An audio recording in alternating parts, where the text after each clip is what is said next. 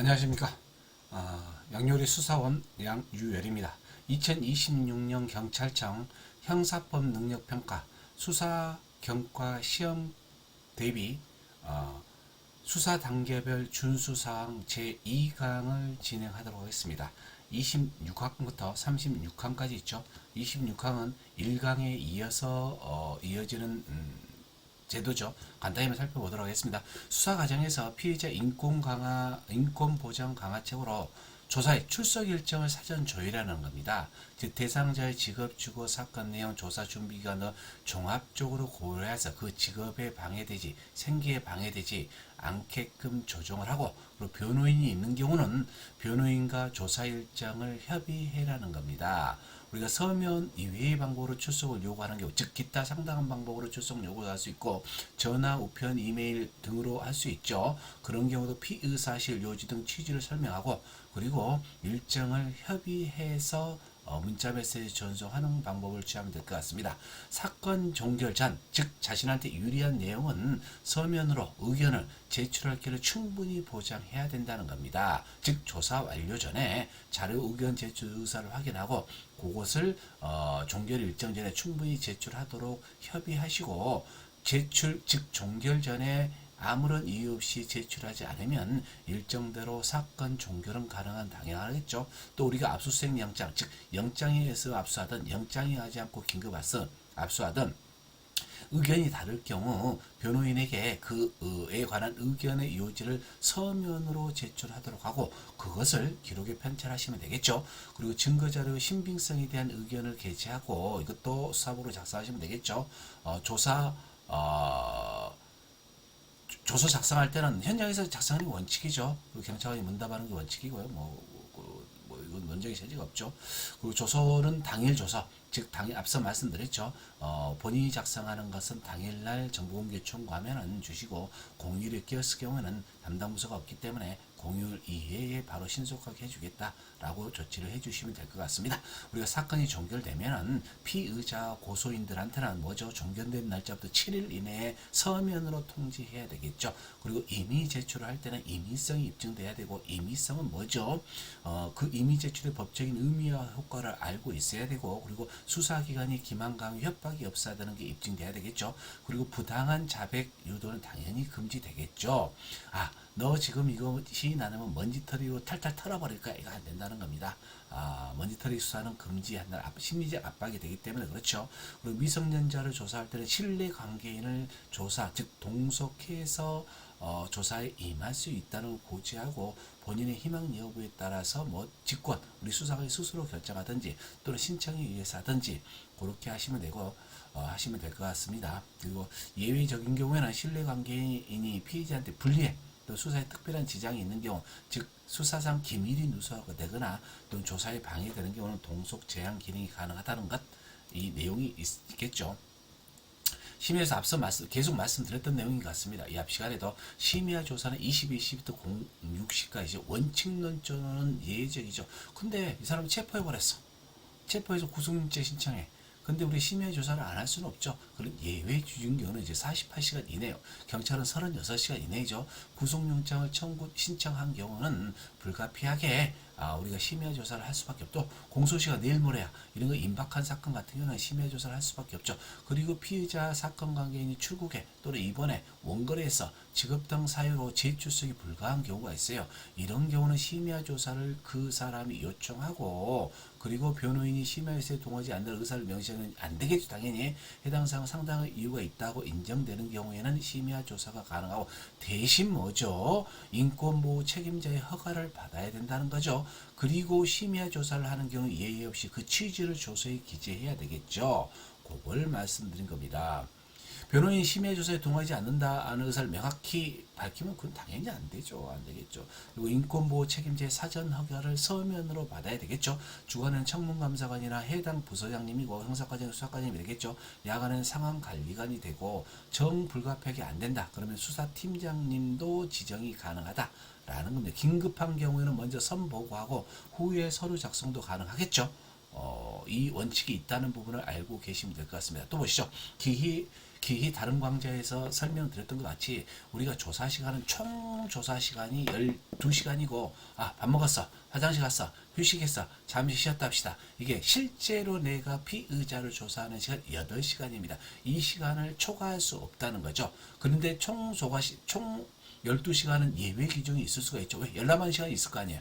실제 조사했어. 계속 열람하는데 보통 뭐 길면은 3시간, 4시간도 열람 해버리죠. 그러면 총 조사 시간이 경과될 수도 있죠. 이런 경우는 예외 기준이 있지만 실조사 시간, 제가 출제는 요거 낼 것 같아요. 실제 조사 시간은 8시간을 초과할 수 없다는 예외 규정은 없다는 겁니다. 반드시 실조사 시간은 8시 이내에 한다는 겁니다. 그리고 총 조사 시간은 12시간이 넘을 수 없지만 이런 경우 이분이 피해자가 변호인이 열람하는데 시간이 4시간, 8시간, 9시간이 걸려버려요. 이런 경우는 자필로 조사 연장 요청이 있을 경우는 가능하다는 거죠. 그리고 그 내용을 조서 또는 수사보고에 기재하셔야 된다는 겁니다. 그리고 조사 종료 후 내가 오늘 조사를 마쳤어. 근데 충분하게 8시간 휴식을 취하지 않고 4시간만 다시 유치장에서 출구가 안 된다는 겁니다. 재조사 금지에 해당된다는 겁니다. 단지 예외 규정도 있다는 거 알고 계시면 되겠습니다. 휴식 시간은 2시간 조사하고 10분 이상 휴식 시간을 기재해야 된다는 겁니다. 그걸 말씀드린 겁니다.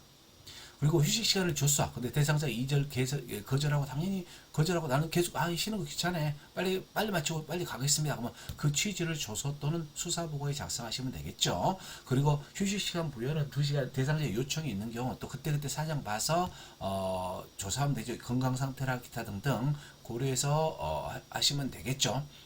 건강상 징후 발견 시 뭐죠? 관계인의 건강상 이슈가 병원 이수 휴식 제공하는 건 당연한 내용입니다. 이것은 뭐 읽어보시면 다 아시는 내용이기 때문에 넘어가도록 하겠습니다. 보겠습니다. 사건 지뢰 제가 앞선 강좌에서 말씀드렸죠. 우리가 통지 안 하면 진행사항 통지 안 하면 진정 들어오면 뭐 하나 먹는다 그랬죠. 그런 것처럼 이 통지는 반드시 해야 됩니다. 우리가 입건 전, 즉 내사 단계와 수사 단계를 구별해서 보겠습니다. 우리가 고소인, 진정인이죠. 피혐의자와 진정인의 분리권 결정할 때는 당연히 7일 이내에 통지해야 되겠죠. 그런데 피해자에 대한 보복이라든가 또는 2차 피해가 우려될 때는 통지가 생략이 가능한다 했습니다. 원칙이 서면으로 통지하고 뭐죠? 상대방이 요청한 방법이 있으면 그걸 우선적으로 고려하되 그런 내용이 없으면 서면으로 통지하면 되겠죠. 그 중간 통지 보겠습니다. 중간통지 앞서 제가 결과통지만 말씀드렸는데 중간통지도 진정사건은 조사에 착수한 난 당연히 나 이거 조사에 착수했습니다. 이건 우리가 킥스에 입력되면 자동 통지됩니다. 자동 통지되는 구조도 있는데 그래도 우리가 시험이다 보니 알고는 계셔야 될 것 같아요. 그래서 조사에 착수한 날 통지되고 뭐죠? 조사 착수한 후 3개월이 지난 때 언제요? 사건이 접수되고 3개월이 지난 때 매 1개월마다 뭐죠? 서면 통지 수사사항 진행사항을 통지해야 되겠죠. 그리고 고소사건도 마찬가지입니다. 수사를 개시한 날 통지가 되겠죠. 그리고 수사 개시 후 3개월이 경과한 이후 매 1개월마다 7일 이내에 뭐죠? 서면 수사 진행사항을 통지해야 되겠죠. 우리가 이 사건은 귀하가 고소한 사건을 계속 수사 진행에 알려드립니다. 이건 형식적이라는 겁니다. 형식적 반복적 지향하고 실질적인 통지가 있을 되도록 좀 통지를 해달라는 겁니다. 통지 방법은 앞서 말씀드린 내용과 동일합니다. 원칙론지는 서면이지만 상대방이 요청한 방법이 있으면 우선 그것을 고려해서 통지하시면 된다는 겁니다. 나는 통지하지 마. 이런 경우라든가 통지 내용을 사전에 고지, 관계인은 사건의 명예를 훼손하거나 또는 보복범죄, 2차 범죄 우려실 때는 수사보고를 작성하시고 뭐죠? 통지를 생략해도 가능하다는 겁니다. 그런데 이거 봅시다. 피의자 고소인한테는 사건을 송치하거나 기록을 즉 사건이 종결될로부터 7일 이내에 통지해야 되죠. 근데 이 친구가 출석하지 않았어. 어떻게 해요? 출석하지 않으면 수배해야 될 거 아니에요. 수사 중지하죠. 수배할 거면. 그런 경우는 통지할 필요가 없겠죠. 피의자한테는 굳이. 그죠? 이 사건을 우리 경찰서에 사건이 접수됐어. 근데 발생지 피의자 주소지가 아니야. 그래서 B경찰서에 이송했어. 이 경우도 굳이 뭐죠? 피의자한테 통지할 필요가 없겠죠. 즉 수사 중지나 이송하는 경우에는 고소인 피해자한테만 통지하면 되겠죠. 통지 방법은 앞서 말씀드렸기 때문에 넘어가도록 하겠습니다. 그리고 불송치 결정서 통지서는 불송치 결정서 내용은 그 취지 및 사유를 그대로 통지하는 거죠. 대신 개인정보보호법이죠. 사람 이름이나 주소나 주민번호 주민번호나 계좌번호나 전화번호라든가 어떤 다른 정보와 결합해서 누군지 쉽게 알 수 있는 내용이나 즉 개인정보법의 객체가 되는 내용이나 수사상 기밀이라든가 또는 공범들이 이걸 봤을 때 도망 도주 우려가 있는 경우는 비공개가 원칙이라는 거죠. 이를 과도하게 해석해서 뭐죠? 너무 생략해 버리면 뭐죠? 고소인이나 통지 의무가 방어권이 알 정보가 침해되겠죠. 그래서 형해화되지 않도록 조심하셔라는 겁니다. 우리 보시죠. 우리 시민 수사관이다 보니까 진술 녹화가 있는데 우리가 영상, 즉 동영상으로 촬영한 거하고 음성만 진술 녹음 제도가 있습니다. 두 가지를 우리가 구분해서 알 필요가 있습니다. 의무 녹화 대상, 영상 녹화 대상 이건 외우셔야 돼요. 체포 구속된 피해자는 당연히 뭐죠? 영상 녹화. 체포 구속됐으니까. 그리고 살인, 성폭력, 뇌물, 선거, 강도, 마약 이걸 아시겠죠? 살인, 성폭력, 뇌물, 선거를 민감하잖아요. 강도, 마약 및 5억 원 이상 과거에 5억 원 이상 사기, 횡령, 배임 범죄는 뭐요? 의무적으로 영상 녹화 대상이라는 겁니다. 다시 이건 알고 이거 외울 필요도 없어요. 살인, 성폭력, 뇌물, 선거, 강도, 마약 범죄, 피해 5억 원 이상 사기, 횡령, 재산적 범죄 중에서 사기, 횡령, 배임 범죄 등 거, 또 글자를 못 읽어. 비문의 여자, 또 시각장애, 그리고 외국인 등 통역이 필요한 피의자 또는 사건 관계인, 피의자라든가 사건 관계인요. 시각장애라든가 외국인 통역이 필요한 피의자 사건 관계, 또 피의자가 영상 녹화를 요구하는 경우 이 경우는 의무 녹화 대상이라는 겁니다. 근데 보시겠습니다. 피해자인 경우는 녹화할 필요가 있겠죠. 왜? 지금 성폭력 범죄 피해자가 19세 미만인 자, 성폭력 범죄인 경우는 모두 녹화의 아니라는 겁니다. 모두가 아니라 19세 미만, 18세까지겠죠. 18세까지 성폭력 범죄 피해자, 또 신체죠. 신체 정신상의 장애로 사물을 변별 또는 의사결정 능력이 미약한 경우 피해자 진술을 확보하는 거죠. 피해자 진술 확보하는 경우는 또 의무 녹화에 해당된다는 겁니다. 당연히 이분들한테는 녹화의 취지 등 설명을 하신다는 겁니다. 그리고 동의 여부를 확인하신다는 거죠. 그런데 나는 동의하기 싫어, 동의 안 해, 이런 경우 촬영이 불가능하겠죠. 촬영이 불가능, 동의를 전제로 진행이 된다는 거 말씀드렸습니다. 넘어가도록 하겠습니다. 요 자료, 즉 영상 녹화는 뭐죠?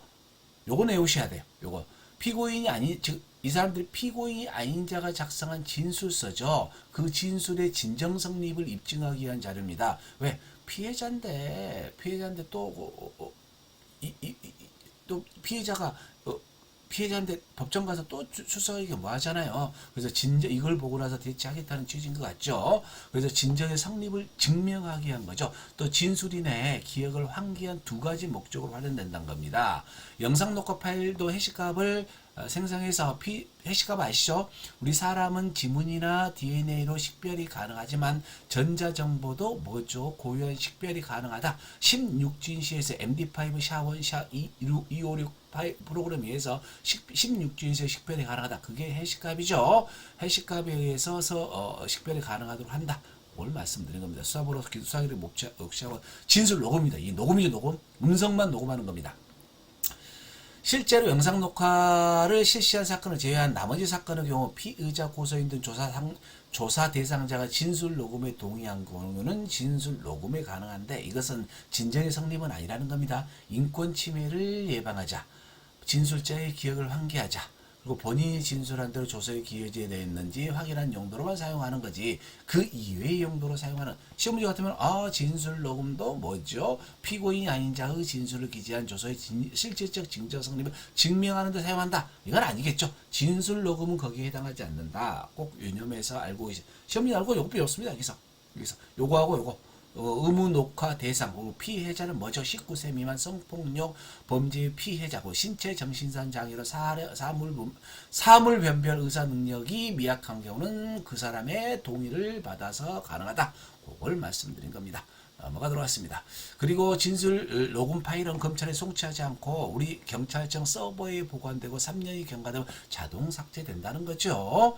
그리고 검찰에서 요구할 거는 추성해서 보낸다는 겁니다. 음성인식 조서 시스템에서 텍스트화해서 가능하다는 겁니다. 뭐가 들어왔어요. 이거 다 아시는 내용이기 때문에 요건 요까지 문제 안 되겠죠. 그래서 진술록 파일을 요청할 경우 시스템의 사건 기록과 함께 송부한다는 겁니다. 그리고 뭐죠? 해시값도 전송이 가능하다. 해시값도 전송한다. 그거를 말씀드려요. 영상 녹화 목록 이런 형태로 되어 있다는 겁니다. 앞서 말씀드렸죠. 해시값입니다. MD5, 샤1, 샤256 해시값이죠. 16준시호에서. 그리고 진술 녹음 고지 동의 확인서는 여러분이 수사를 하시다 보면은 매번 접하는 내용입니다. 범죄 수익 간단합니다. 다른 거 아닙니다. 범죄 수익 힘들어. 왜냐하면 성매매 사건이나 도박 사건이나 기타 사이버 사건 같은 금액이 어마어마하게 하죠. 이 사람은 처벌보다는 돈을 뺏어버리자는 겁니다. 그래서 뭐요? 시도경찰청에 범죄 수익 추적 수사팀이 있습니다. 범죄 수익 추적 수사팀이 있으니 여기에 지원을 요청이라는 겁니다. 즉 여기서 수사과정에서 해당 수사팀이 부서가 시도청 범수팀에 지원 요청하고 본인이 할 수 있으면 직접 보조 신청해라. 그걸 말하는 겁니다. 그래서 어디서 각서의 수사과정님이 총괄해서 보존사건 집중관리 체계를 구축해라. 그걸 말하는 겁니다. 넘어가 들어왔어요. 그래서 주요 보존 대상이 있죠. 범죄단체나 유사수위나 다담제나 전기통, 전화사기죠. 돈이 많이 버는 곳이에요. 그리고 횡령 배임도 마찬가지죠. 성매매 알선도 마찬가지죠. 뭐죠? 암살실소 같은 경우 도박, 마약류 범죄, 돈이 많이 버는 데는 범죄 수익 관련 시도청의 지원을 요청해라. 긴급 체포 보겠습니다. 제가 말씀드렸죠.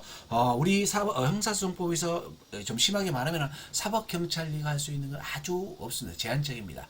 집행이죠. 각종 영장의 집행에 참여뿐이 없습니다. 근데 많이 아시죠? 그래서 긴급체포는 아주 예외적인 체포죠. 긴급체포는 사형무기 장기 3년 이상에 해당되는 범죄의 중대성과 뭐죠? 범죄의 상당성이 입증되고 세 번째로는 뭐죠? 사전에 영장을 신청할 여유가 없는 긴급성이 있어야 되고 그 사람이 도망하거나 증거인멸 우려가 있는 필요성이 있어야지 긴급체포 가능하죠. 그래서 긴급체포는 말 그대로 영장 없이 우리가 체포하려면 영장에서 압수하는 영장에 체포하는 원칙이잖아요. 근데 영장에 의하지 않고 체포하는 거 막 체포해버려. 얼마나 신단제도입니까? 그래서 남용하면 안 된다는 겁니다. 그래서 뭐죠? 선보고해라는 거. 누구한테? 해당 과장님한테. 해당 과장님한테 지역경찰은 대장님 그리고 수사관은 해당 과장님 시도청은 뭐죠? 대장님이라든가 계장님한테 보고하고 긴급체포해라 선결제 받아라는 겁니다. 그런데 저 사람 급하게 봤어. 근데 이 보고할 시간적인 틈이 없어. 그런 경우는 선긴급체포하고 사후에 신속하니 보고하고 서면으로 다시 환류해라는 겁니다. 보고해서 긴급체포 정의조치 인권침해 방지해라는 겁니다. 그리고 별도 서류를 작성할 필요 없이 긴급체포에서 결제가 가능하지만 승인은 굳이 할 필요 없죠. 근데 불승인할 경우는 수사지휘서로 사전에 팀 과장님의 수사지휘서 또는 긴급체포 결제 의견을 통해서 불승인 지휘를 하라는 겁니다. 긴급체포에서 영장지휘 외외에 해당되는 거죠. 그래서 중요한 사례이기 때문에 과장님이 결제하는 게 원칙이다라는 겁니다. 과장님이 원칙이. 근데 과장님이 안 계시잖아요. 근데 승인 건의는 가야 되죠. 검찰에. 12시간 이내에 승인 건의를 받아야 되죠. 그런 경우는 예외적으로 정결이 아니죠. 팀장님이 대결하는 겁니다. 대결. 대신 과장님한테는 뭐죠? 구두 보고를 받아야 되겠죠. 그걸 말씀드린 겁니다. 그걸 쭉 말씀드리고 완료. 그리고 긴급체포 승인 건의에 대해서 다시 분석해서 정말로 이게 맞는지 만약에 부적절하다면 추후에 이런 긴급체포 발생하지 않도록 검토해서 교육 자료를 작성 배포할 필요가 있다는 것을 말하고 있습니다. 그렇습니다. 전자정보 보겠습니다. 전자정보는 원칙이 간단히 말씀드리면 전자정보는 여러분들이 현장에서 유체물을 압수해서 유무죄의 결정적인 증거가 되지만 여러분이 소지하는 휴대폰, 여러분이 사용하는 USB에 결정적인 증거가 더 많죠. 그래서 전자정보는 원칙론적으로 현장에서 선별 압수입니다. 현장에서 이 사건과 관련된 건 선별 압수고 그 자리에서 뭐죠? 출력해서 전자정보 확인서 즉 참여권은 현장에서 압수할 때 피처분자의 참여권이 보장돼야 되죠. 그래서 전자정보 상세 목록 확인서를 교부해야 돼요. 그럼 전자정보를 출력하는 게 원칙이죠. 그리고 뭐죠? 출력하고 그리고 여기 들어있는 게 시트가 너무 많아. 그런 경우는 USB에 담아서 이걸 복사하죠. 그 자리에서 전자정보 확인서를 출력해서 선별합수 끝났죠. 요게 원칙입니다. 근데 현장에서 너무 많아. 양이 어마어마하게 많아. 또 산재돼 있어 컴퓨터 내. 이런 경우는 그 컴퓨터 하드 자체를 이미징 카핑해 오죠. 하드를 카핑 이미징 이것은 이때부터 압수가 진행되는 거죠. 반출의 개념이죠. 반출했죠. 반출해서 범위를 정한 다음 탐색 출력해서 뭐죠? 분석하죠. 분석하고 그 내용을 내용 중에서 그리고 이 분석할 때 이 피처분되고 또 참여해야 되겠죠. 그리고 분석하고 나서 여기서 A, B, C, D 선별해야 되겠죠. 이때 피처분자가 또 참여해야 되겠죠. 이런 과정을 거치는 거죠. 참여권 보장과 해시값 확인하고 상세 목록 교부서를 교부하죠. 상세 목록 교부서는 압수 목록과 동일한 효과가 있습니다. 규칙에 의해서. 근데 현장에서 이거 복제본도 안 돼. 반출하는 경우가 있죠. 반출하면 원본을 반출해서 뭐죠? 우리 디지털 포렌식 센터에서 원본을 똑같이 메타 정보까지 하드 카피 이미징합니다.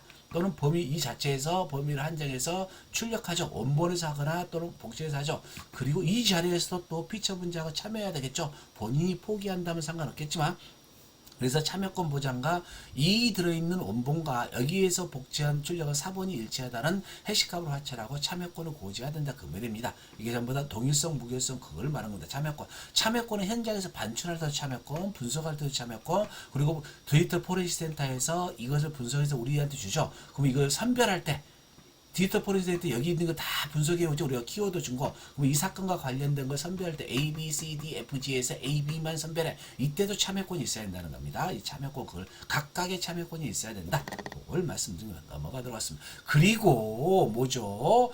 선별해서 우리가 컴퓨터에 보관하고 있죠. 이 관련되지 않는 거. 디지털 포렌식 센터에서 이걸 분석해서 우리 컴퓨터에 줬죠. 하드에 줬죠. 그럼 여기서 선별해.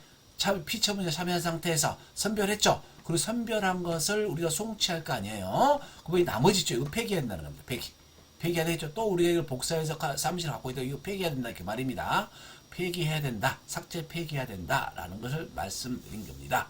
전자정보 범죄와 관련된 정보를 범죄 특정해야 된다는 거. 계속 이건 엄격하게 하는 거. 선별, 우리가 탐색할 때도 우리 휴대폰에 내가 밝히고 싶지 않은 창피한 내용이 들을 수도 있죠. 이걸 지나치게 확대해서 탐색하거나 개인정보에 관한 불필요한 언행을 할 필요 없다라는 겁니다. 탐색 과정에서 뭐죠? A가 피해자야. AG 몰카 현상 피해자야. 그래서 이 피의자의 휴대폰을 쭉 탐색했어. 그래서 지금 이 사건은 A 사건이야. A 피해자. 먼저 보니까 B, C도 있어. 이거 뭐죠? 탐색을 중단해야 한다는 거죠. 중단하고 뭐죠? B, C에 대한 추가 인질에서 별도의 압수수색 영장을 받아서 이걸 압수가 진행돼야 된다. 그걸 말하는 겁니다. 탐색을 중단해야 된다는 거. 그걸 말씀드려. 압수물. 이거 지금 시험 문제 분명히 나옵니다. 아니 이거 말고 다음 파트에 나오네요. 다음 파트 요거만 간단히 넘어가겠습니다. 이미 제출 보겠습니다. 이미 제출은 뭐죠? 당사자에게 이미 제출은 이미 제출의 법적인 의미와 효과를 이미 제출자가 알고 수사기관이 기만 강요 협박이 없었다는 게 입증돼야지만 이미 제출의 임의성을 입증하겠다는 겁니다. 그래서 당사자에게 제출을 거부하라 특정한 범위를 제출할 수 있는 고지한다. 그 말입니다. 그리고 이미 제출서에 이거 서명을 받아야 되겠죠. 여기 나와 있죠. 거부했으면 명확히 나와 있죠. 이런 형식으로 하셔야 된다. 그 말씀입니다. 수갑사익 봅시다. 수갑사익 보겠습니다. 우리가 수갑사용 이것도 분명히 아셔야 됩니다. 현행범위는 당연히 현행범이죠. 긴급체포권 현행범에서 당연히 뭐죠? 수갑 사용해야 되겠죠. 사형무기 장기 3년 이상에 해당되는 범죄는 뭐죠? 긴급체포의 대상자인 범죄의 중대성이죠. 이런 경우 당연히 우리가 수갑 취해야 되겠죠. 체포 구속영장 집행 시에도 해야 되죠. 이건 별 문제 안 됩니다. 그리고 송치. 우리 경찰에서 검찰로 신병을 인계할 때 그리고 출정할 때 병원 진료할 때, 즉 유치장 외의 장소로 유치인을 호송할 때 또는 유치장에서 우리 수사팀으로 이 사람을 데리고 올 때, 당신 수사 협조하고 그랬으니까 우리 그냥 그 수갑 풀고 밖에서 커피 한 잔, 커피 한 잔 먹고 담배 한번 핍시다. 우리 선생님, 우리 수사관도 인사발령 납니다. 실제로 제가 강남경찰서에 근무할 당시 유치장에서 이 친구를 조사하기 위해서 유치장 밖으로 같이 나왔습니다. 근데 이 친구 얼마나 담배 피우고 싶겠어요. 그래서 담배 한 대 피웠어. 수사관하고 같이. 어떻게 돼요? 곤란한 문제상 원칙이요. 안 됩니다. 그래서 원칙, 우리가 해주고는 싶지만은, 원칙은 유치인을 호송할 때와 조사를 주갑할 때는, 수갑을 사용해야 된다는 겁니다. 또 이 친구가 도주하거나 도주하려고 하는 때, 또는 자해죠. 자살하거나 또는 자해하려고 할 때, 수갑, 실제입니다. 이 친구는 마약범이야. 그래서 우리 수사관이 뭐죠? 압수수색 영장을 받았어. 그래서 메스암페타민을 복용했는지 확인하기 위해서 압수수색 영장을 집행했습니다. 그래서 당신의 머리카락 또 소변 그리고 피 좀 소변 좀 합시다. 근데 이 친구 말을 안 들어.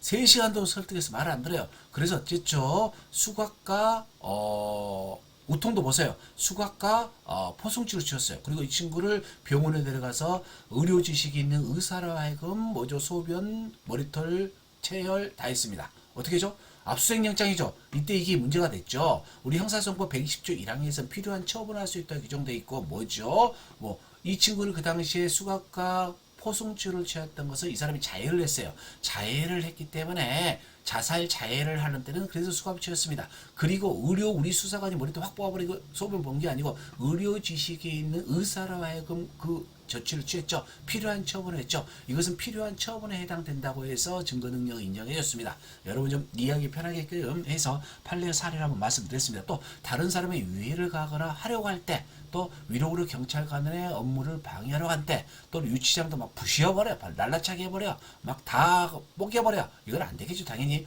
이런 경우는 수갑을 사용할 수 있는 요건에 해당된다. 그렇지만 한계가 있겠죠. 경찰관은 대상자 은행 현장사 종합적으로 고려해서 도주, 폭행, 소해, 자해 등의 위험이 있는 경우에 수갑을 사용하고 있죠. 근데 그게 아주 심해. 그런 거 뭐 그러면 원칙론적으로 압수갑입니다. 위험이 높다고 평가하는 뒷수갑도 가능하다는 겁니다. 그렇지만 필요 최소한의 범위 내에서 해야 되겠죠. 징벌적. 그래 네 엿먹어봐라.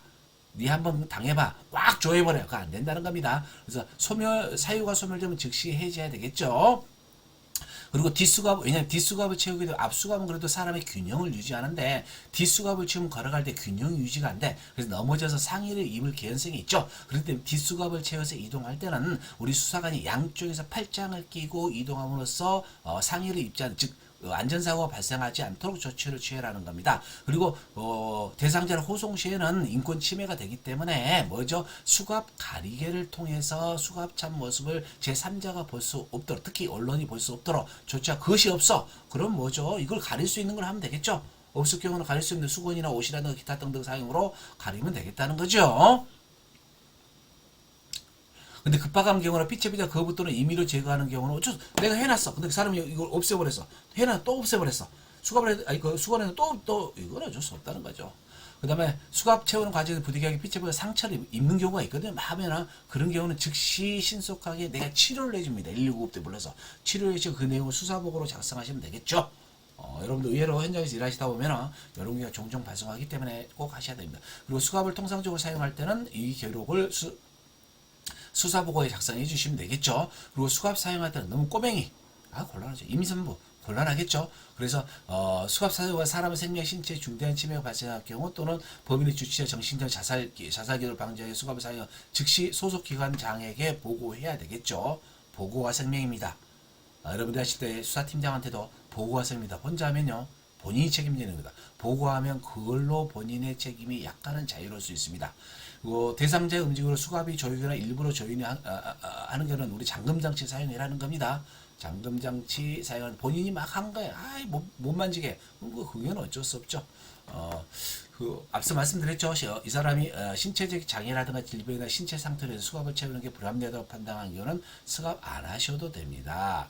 고통을 호소하는 경우는 뭐죠? 재착용하거나 앞수갑 사용하거나 한 손 수갑을 사용하는 데 그 사람 한 손 수갑은 내 수사관 소리 하나 채우면 되겠죠. 본인 하면 그렇게 요구하면요. 상황에 따라서 그렇게 하시라는 겁니다. 만약에 급박한 상황에 수갑이 없거나 사용이 불가능하면 예외적으로 경찰 혁대를 통해서 수갑 대용으로 사용이 가능합니다. 그래서 혁대 등이죠.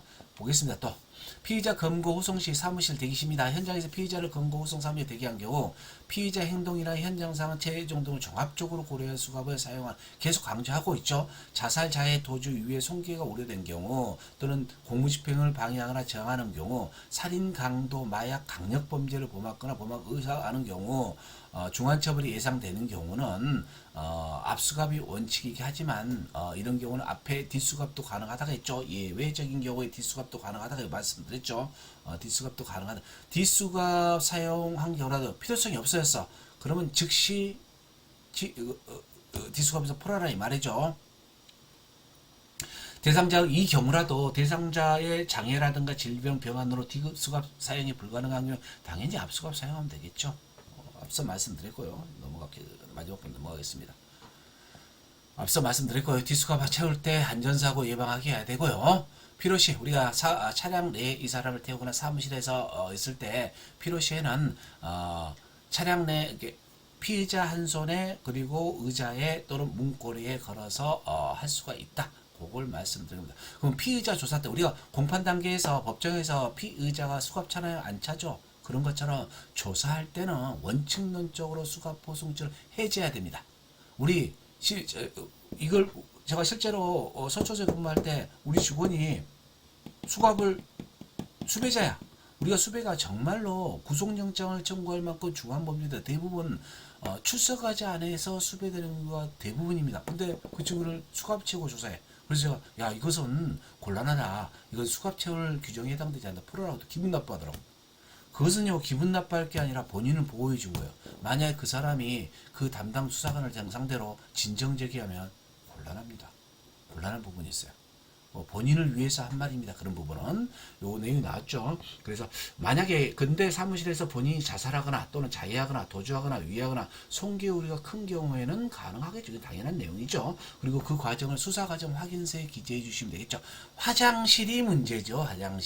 화장실에 가서 항상 문제가 발생하죠. 사카린으로 자살한다든가 또는 뭐 목매단다든가 또는 자해한다 이런 문제가 항상 문제입니다. 그래서 화장실을 간다 그럴 때는 항상 여러분들이 긴장해 계셔야 됩니다. 그래서 뭐죠? 우리가 1m 이내에서 감시하되 자살 자해 도주할 우려인 경우는 뭐죠? 한쪽만 해제해라 이거죠.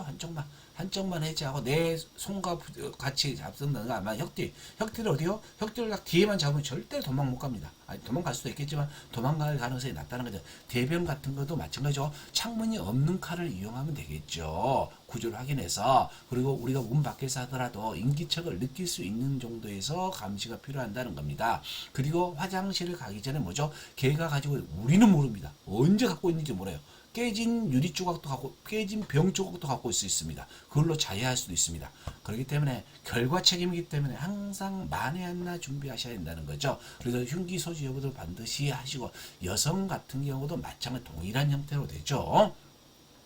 여성도 마찬가지입니다. 그런데 여성 경찰관이 없을 경우에는 경찰 관서에 근무하는 여성 직원 일반직 무기계약직도 가능합니다. 그래서 상황실에 가면은 순번표가 있으니까 그걸 준해서 하시면 될 것 같습니다. 그런데 여성 경찰관이 없네 이런 경우는 거의 없을 것 같은데 이런 경우에는 우리가 그 앞에 있으면 끝납니다. 그러니까 미리 화장실 내를 다 점검을 하시고 뭐죠? 창문 밖에도 서 있어야 되겠죠. 우리 경찰관이. 그리고 그 밖에서 대기하고 있어야 된다는 겁니다. 밖에서 화장실 밖에서 이런 경우는 거의 안 하는 게 낫습니다. 여러분 실무로 시험 문제는 어쩔 수 없지만 안 하는 게 낫다는 거죠. 다른 여성 경찰관은 팀장이 허락도 안 할 겁니다.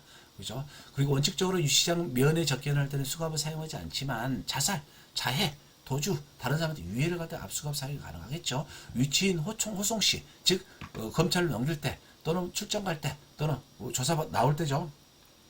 병원 진료 갈 때 수갑과 포석을 사용하는 게 원칙이죠. 그리고 압수갑 하는 거죠. 상체 승인은 압수갑 채우는 거죠. 압수갑 채우고 상체 승인, 상체에다가 포승을 묶는 거라는 겁니다.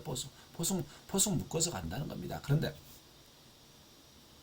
타인한테 노출돼서 인격권에 침해가 되지 않도록 조심해 주시라는 겁니다.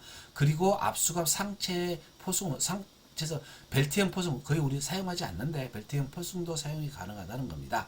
그리고 압수갑도 압수갑이라든가 포승으로 사용 목적이 곤란할 때는 뭐죠? 디스갑도 또 디스갑 앤드 하체 꽁꽁 묶어버린 거예요, 이건요. 디스갑 채우고 또 하체도 꽁꽁 포승줄로 묶어버린다. 이건 안 된다는 겁니다. 디스갑 하나만 해라는 겁니다. 디스갑 하나 하체 사용 가능하다는 거 그걸 말하는 겁니다. 자살 자해 도주 사해 우기 그런 경우 가능하다는 거죠. 위력으로 이것도 마찬가지고요. 뽀개버린 것도 안 된다는 거죠.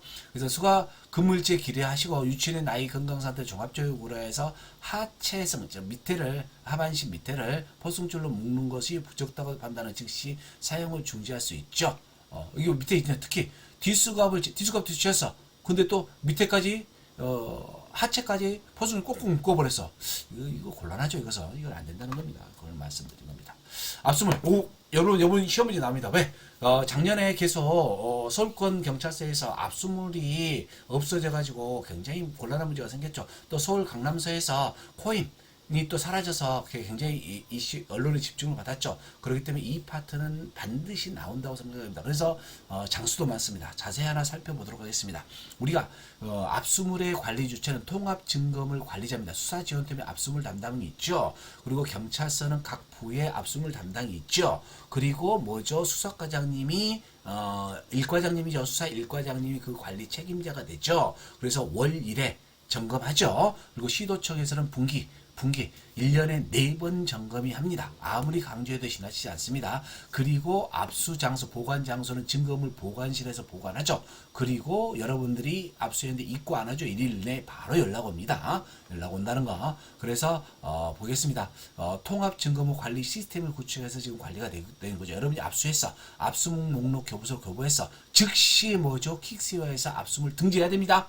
등재 24시간 이내에 등재해야 됩니다. 등재하고 뭐죠? 요것을 압수물 담당자한테 밀봉해서 주면은 이 압수물 담당이 뭐죠? 지원팀에 있죠. 압수물 내용과 이 수량을 확인해서 뭐죠? 이 시스템 통합증거물 관리 시스템에 입력을 하죠. 그리고 이것을 수사상 필요하면 출고하겠죠. 또는 뭐죠? 수사상 봐야 되기 때문에 그리고 송치할 때는 이걸 꺼내서 하겠죠. 또는 가안부할 때는 또 꺼내서 하겠죠. 그래서 출고 상태에서 누가 압수물 담당이 출고로 기재하고 담당 수사한테 인계한다는 거죠. 예외적인 출고 있죠. 즉시 즉 감정을 보내야 될 거 아닙니까?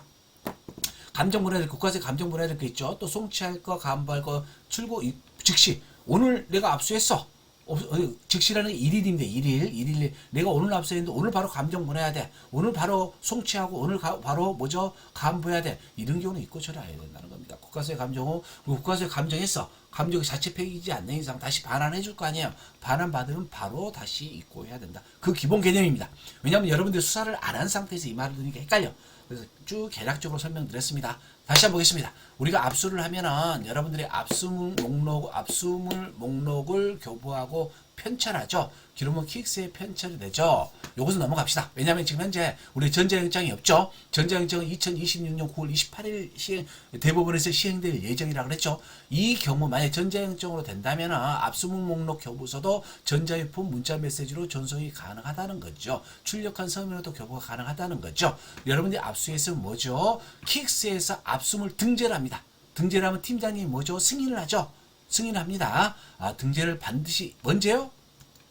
등재 24시간 해야 되죠. 여러분이 실제 압수하고 나서 뭐지요? 24시간 이내에 등재를 해야 됩니다. 그렇죠? 그리고 나서 입고 대상 압수물을 증거물 보관시 수사지원팀이죠. 대형 압수물을 창고에 지정돼서 입고를 해야 되겠죠. 그러면 압수물 담당자하고 얼마요?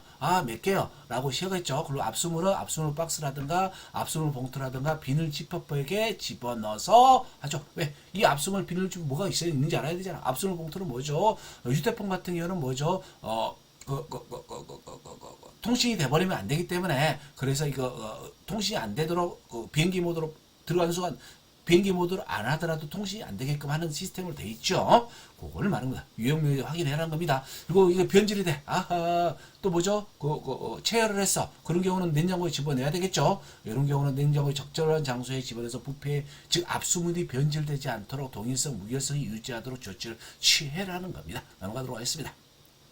수사관 입출과 처분자가 등록 소속해 뒤에서 말씀드리겠지만 통합증을 보관 상태를 변경하고 수사관 입출고 처분자 등록 시도 그때 팀장의 승인이 필요하다는 거 다시 입고하겠습니다. 입고 간단합니다. 입고를 우리가 이 압수물을 갖다 주면은 압수물 담당자가 통합 증거물 관리 시스템에서 입고 처리한다는 거죠. 입고 처리 시스템에서 입고 처리한다는 거죠. 언제요? 압수할 때 이내에 1일 이내에 입고가 원칙이라는 겁니다. 1일 이내에 입고할 수 없는 사유가 있을 수도 있겠죠. 그럼 그 입고 없는 사유가 해제된 때 즉시 입고해야 된다는 겁니다. 귀금속 보겠습니다. 현금 귀금속 중요 물품 아무리 강조해도 지나치 않아요. 이건 즉시입니다. 즉시. 1일 이내 아니에요. 현금 잃어버릴 수 있잖아요. 현금 귀금속이라다 총포 실탄류 같은 경우는 즉시입니다. 즉시죠. 근데 즉시 못하는 경우가 있죠. 그 사유가 해제된 이후에 즉시 입고해야 된다.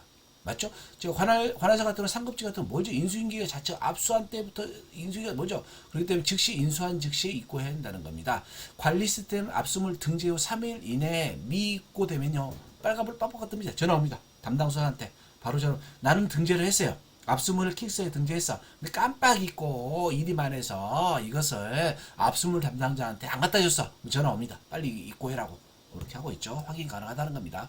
임시보관. 근데 토요일 날은 뭐죠? 1일 이내에 입고해야 되는데 내가 금요일 날 금요일 날 지나서 뭐죠? 금요일 날 저녁 22시에 압수했어. 1일 이내에 입고해야 되는데 안 되죠. 그런 경우는 입고가 불가능한 경우는 수사 책임의 임시보관하고 즉시 일과 시간에 해야 되겠죠. 그런데 현금은 어떻게 해요? 현금은 보관하면 안 되죠. 사무실에 난 퇴근해버렸는데 상황실로 뛰어야 됩니다.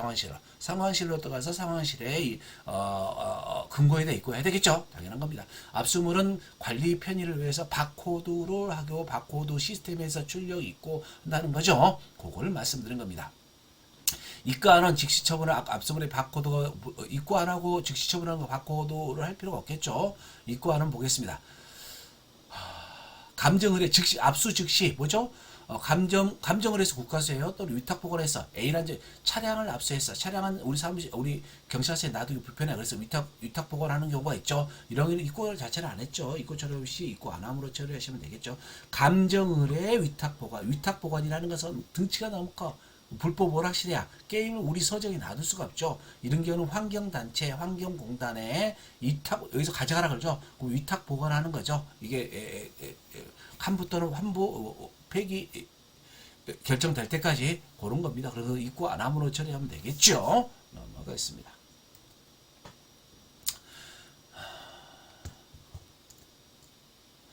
또 있죠. 우리가 시험이다 보니까 입고 안함 처리하는 것은 감정을해 위탁보고 장부 같은 것도 마찬가지죠. 장부 서류 다량의 장부 서류에 대한 자료 분석 및 확인 등 계속해서 수사 활용이 필요하거나 사건 기록에 수사 활용이 필요하죠. 또 우리가 서면은 복사해서 송치하기도 하지만 그냥 기록에 묶어서 송치하기도 하거든요. 사건 기록에 편철하는 장부 수사 서류도 예외적으로 입고 안 할 수도 있죠. 장부 서류도 가능하다는 겁니다. 세 가지겠죠. 즉 우리가 입고 안함 처리는 뭐죠? 감정 의뢰하는 경우, 즉 앞서서 바로 감정할 때 또는 위탁 보관한 경우, 또 장부 서류 같은 경우는 이 경우에 해당되는 경우는 입고 안함을 처리할 수 있죠. 입고 안함 처리는 수사관이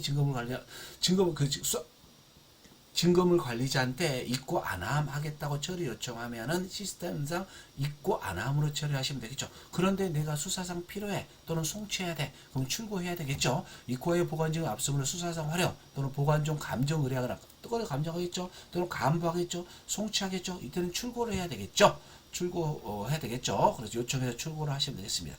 그리고 뭐죠? 수사에 활용하고 나서 감정하고 나서 다시 이 경우는 필요 없죠. 이거는 즉시 뭐죠? 재입고해야 되겠죠. 그걸 말씀드린 겁니다. 우리 감사 나오면은 왜 있냐 없냐 왜 있고 안 했냐 안 했냐 한시 일일 이해 안 했냐 이게 괜히 일에 사유셨으면 머리 아픕니다. 그래서 이 절차 꼭 지켜주시기 바랍니다. 처분은 뭐죠? 우리가 이 사건을 검찰로 보낸다든가 송치한다든가 우리 경찰서가 아니야 이송 또는 이것을 아예 이사를 간부해 또는 폐기해 대가 보관은 뭐죠? A라는 새우야 새우 건새우야. 건새우는 뭐죠? 이거 너무 썩어버리죠? 이런 경우는 뭐죠? 팔아가지고 돈으로 보관하겠다는 거죠. 대가 보관 등 압수물 처유 사유 확인 후 관리 시스템 처분을 기재해주면 되겠죠.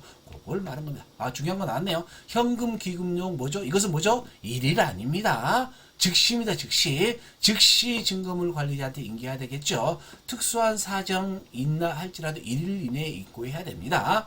입고해야 되는 거. 만약에 근거가 없는 곳은 격리계 정보와 장비계에서 운영하는 근거에 위탁해서라도 보관해야 된다는 겁니다. 야간에는 어떻게 해요? 야간에는 상황실 근무자한테 인계해서 상황실 임시 보관 근거에 입고해야 된다는 겁니다. 일과 시간이 지나면 토요일 일요일 지나면 평일날 가서 이걸 출고해서 뭐죠? 압수물 담당자한테 주고 입고 요청을 해야 된다. 그걸 말씀드린 겁니다. 이해되셨죠? 이해되죠? 의외로 수사기과 준비하신 분들이 헷갈려 하시더라고요. 근데 수사 시작하면 아무것도 아닙니다. 전혀 안 놀아요. 항상 하는 일이니까. 근데 여러분들이 지금 안 해보다 보니까 헷갈리시는 건데 이겁니다. 또 압수 현금, 왜 현금이 계속 강조되고 있죠? 현금이 없어진 사례가 있기 때문에 그렇습니다. 통합증권 관리자는 압수현금 등 중요 금품 인수 시 품목 목록과 압수물세를 돈은 아무리 강조해 지나잖아요. 뭐 제치면에 1,000만 원을 줬는데 이거 999만 원인데 이거 만원 여러분이 물어내야 됩니다. 안 물어내려면 절대 오케이 나 이거 1000장 줬어 100장 줬어 오케이 사인해 요겁니다. 이렇게 하셔야 된다는 걸 그걸 말씀드린 겁니다. 현금도 왜냐면 현금 금품은 투명분이라고 플라스틱 박스 왜 바로 확인 가능할 수 있도록 그리고 봉인을 해라는 겁니다. 봉인 스티커를 띄면은 누가 만졌거나 바로 볼 수가 있잖아요. 그래서 그리고 압수물 담당자는 봉인이 안 돼 있으면 받지 마라 이 말입니다. 그걸 말하는 겁니다. 우리 코인 같은 경우는 그 밖에다가 지갑 번호를 적어놓으면 이게 가져가라고 똑같은 거잖아요. 그것을 그걸 말하는 겁니다. 지금 이제 과실이라도 안 봐줄 겁니다. 아마 할수록 수사는요 실력입니다. 실력. 강주 사건을 보더라도 실력입니다.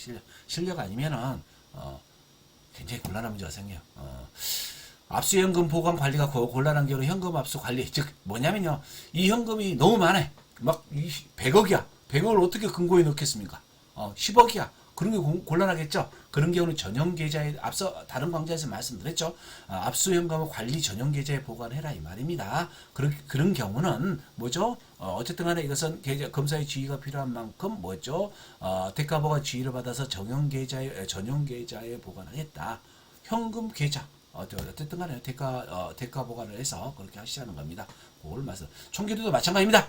총포, 실탄 등 총기류도 즉시입니다.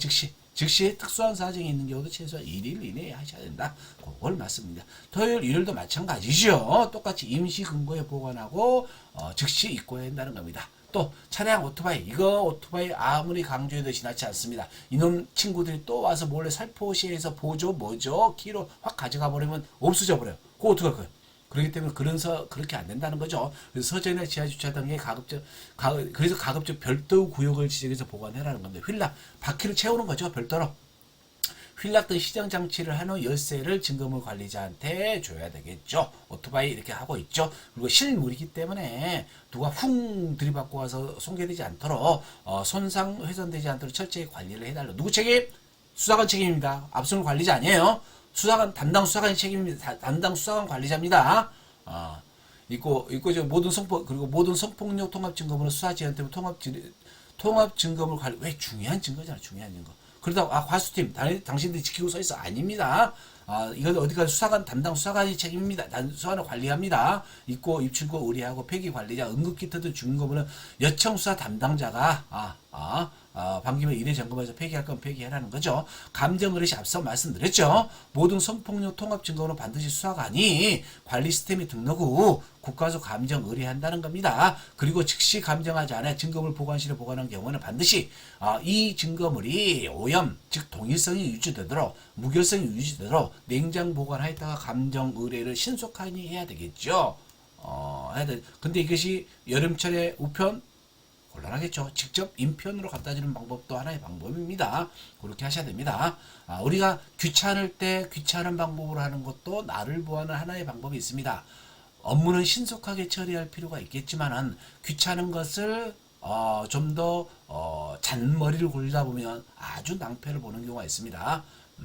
보시겠습니다. 전자정보 앞서 보겠습니다. 전자정보 앞서 말씀드렸죠. 전자정보는 의외로 조작 변작이 쉽더라. 그래서 저 동일성과 무일성을 확보하기 위해서 뭐죠? 16진수에 의해서 해시값으로 식별하더라. 16진수는 뭐죠? MD5, 샤1, 샤256의 프로그램에 의해서 16진수로 그걸 구별을 하더라. 그래서 뭐죠? 전자정보에서 전자정보 해시값을 유출하면 전자정보 확인서 및 상세 목록서를 두 부로 교부해서 한 부는 피압수하자 돼주고 한 부는 기록에 첨부하죠. 그걸 말씀드린 겁니다.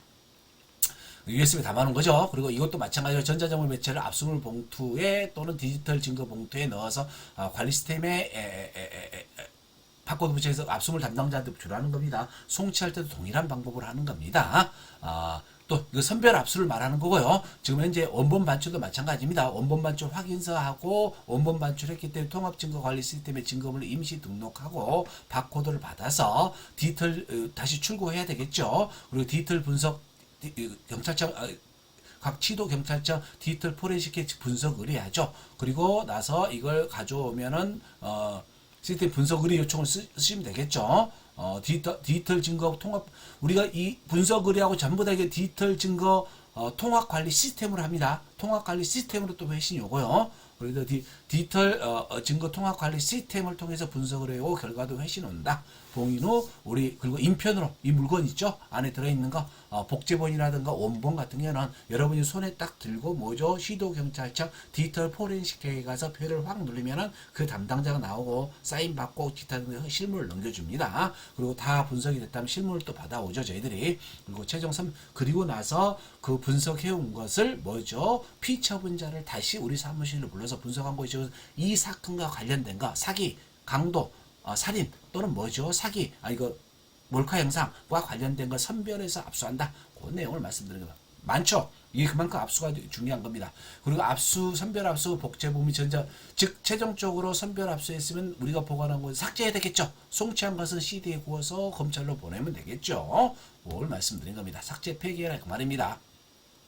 현장에서 원본 반출하는 경우도 마찬가지로 원본을 압수한 경우도 동일합니다. 압수한 전자정보 매체에 대한 압수증명 목록 거부서를 교부하는 거죠. 그리고 전자정보 매체를 수사 가져와서 킥스에서 압수물을 등재하고 압수물 봉투에 집어넣으라는 겁니다. 보겠습니다. 그러면 압수물에 우리가 압수물 이제 사건을 진행을 했어요. 사건을 불송치하고 수사 중지하는 경우가 있고 분리건하고 관리 미지하는 경우가 있고 송치하는 경우가 있겠죠. 송치는 당연히 처분에 해당되죠. 그럼 보겠습니다. 불송치 수사 중지. 불송치는 뭐요? 우리가 검찰로 수사 중지 뭐죠? 검찰로 이 사건은 죄가 되지 않으니까 불송치하겠습니다. 라고 해서 불송치 송부서를 검찰로 보내죠. 우리가 최초에 이걸 압수했어. 그러면 입고했죠. 그리고 검찰로 송부할 때는 뭐죠? 출고를 하겠죠. 그래서 기록과 증거물을 묶어가지고 검찰로 보내죠. 그러면 검찰에서는 오케이 그 수사 중지하시오. 오케이 그거 위법 부당하지 않으니까 불송치로 끝내시죠. 종결하시죠. 그러면 보내겠죠. 다시 우리한테 압수물을 보내면은 이것을 입고해야 되겠죠. 그래서 뭐죠? 이걸 수사지원팀에 갖다 준 수사지원팀에서 결정 등록하죠. 이 사건은 불송치요. 이 사건은 수사중지요. 라고 결정을 내리겠죠. 그걸 말하는 겁니다. 그럼 보겠습니다. 분리건 관리 미제도 마찬가지. 이건 단지 이건 수사 단계고 이건 내사 단계죠. 분리건 편제 관리도 동일합니다. 이것은 검찰로 갔다 올 필요가 없죠. 우리 자체에서 종결해버리기 때문에. 그래서 분리건은 입고하고 결정 뭐죠? 지금 꺼내지도 않았죠. 결정 등록에서 분리건했다. 이것은 관리 미제를 편찬하겠다. 요걸 말씀드린 겁니다. 그런데 처분은 뭡니까? 처분은 이제 이것을 검찰로 보내는 거죠. 그래도 처분은 누구 권리예요? 검사의 권한입니다. 그래서 뭐죠? 이걸 송치할 것인지, 뭐죠? 위탁 보관할 것인지, 대가 보관할 것인지 결정을 해야 되겠죠. 그래서 검사의 지휘 조항이 검사의 지휘를 받아서 진행하시면 되겠죠. 그걸 말한 겁니다. 그래서 불송치 결정할 때도 마찬가지입니다. 불송치 결정할 때도 압수물 처분에 대해서 이 사건을 우리 경찰에 가지고 있지 않아. 불송치. 이것은 가안보해 주는 거예요. 사건 안 되면 당연히 피해자한테 가안보해 줘야 되겠죠. 또는 폐기하려면 폐기할 필요도 있을 것이고 그런 것은 검사의 지휘에 따라서 결정을 해달라는 겁니다. 그런데 이미 결정을 해버렸어. 결정을 해봤는데 보니까 압수물을 아직 처분을 안 했네. 이미 불송치고 끝났는데 내사중결 분리건 결정을 끝날려는데 뭐 갈 필요 있어? 여기서 끝 아니라는 겁니다. 이것은 검사의 처분은 압수물은 검사의 처분이라는 겁니다. 그래서 결정이 됐다 할지라도 검사한테 압수물 처분지 요청을 해서 그 결과에 따라서 진행해야 된다는 겁니다. 끝입니다. 어렵지 않죠? 여러분 그냥 읽어보면 헷갈려. 많이 헷갈려. 모르시면 저한테 전화하세요. 문자 주세요. 제가 알려드리겠습니다. 다시. 시간 관계에서 빨리 진행하니까 그렇습니다. 보겠습니다. 보안수사입니다. 내가 이 사건을 구속이 아니라 불구속으로 송치를 했어. 송치해서 근데 검사가 보니까 이거 공소유지하기 힘드네. 요거 1, 2, 3, 4에 대해서는 다시 수사하시오 라고 90일 이내에 기록을 내보내죠. 90일 이내에. 그러면 어떻게 해요? 이거 보안 수사해야 되죠. 그때 기록과 이 뭐죠? 증거물도 내보내요. 우리가 다시 보내요. 그럼 어떻게 해요? 다시 뭐죠? 이거 입고해야 되겠죠. 처분 처리된 이미 처분이 되죠. 송치로. 그런데 뭐죠? 이것을 보안 수사해야 돼. 검찰로 우리가 보내버렸죠. 당신 기소하시오. 라고 했는데 뭔 소리야. 공소제게 이 증거관계 부족해. A 조사하고 B 증거 확보해. 라고 해서 기록과 증거물 다시 보내. 그러면 다시 입고 상태로 바꿔야 되겠죠. 그리고 수사 결과하고 나서 또 송치해. 이건 검사님 이것은 불구속 기소해야 될 사안이었다. 확 보내. 이건 다시 송치한 거죠. 그래서 송치로 처분 결과 하겠죠. 근데 보니까 이거 제가 안 됩니다. 제가 안 돼요. 이것은 불송치하거나 수사 중지해야 될 사안이야. 그러면 결정 등록을 불송치 또는 수사 중지 처리하면 되겠죠. 그걸 말하는 겁니다. 그거 말하는 거죠. 앞서 말씀 쭉 설명드렸으면 넘어갔습니다. 그런데 보겠습니다.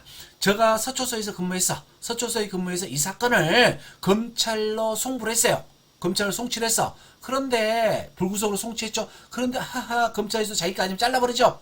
검찰의 기준점은 뭐죠? 우리는 발생지 피의자지만 관할이 검찰은 피의자 주소지를 관할을 하죠. 그래서 A라는 사건을 봤더니 피의자 주소지가 강주네 강주. 그래서 강주로 송치했어. 강주로 이송해버렸어. 근데 강주에서 보니까 보안 수사 내용이야.